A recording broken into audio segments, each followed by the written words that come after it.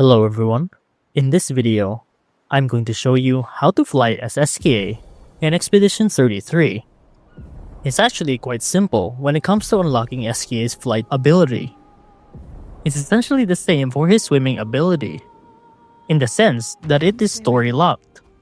Esquie's swimming ability is unlocked at the start of Act 1. And the same can be said with his flight ability that can be unlocked at the start of Act 3. But getting to Act 3 is a challenge on its own, due to the obstacles you have to get through to unlock it. First, you'd have to fight the Axons to break open the barrier that the paintress set up. Then, you'd have to conquer the enemies inside the monolith and reach its highest peak. When you reach there, you have to confront Renoir. And finally, fight the paintress and destroy her once and for all. If you're having trouble with beating the paintress, we have a video of it on how to beat her. Once you've done that, you will have a sequence of cutscenes that will transition you into Act 3.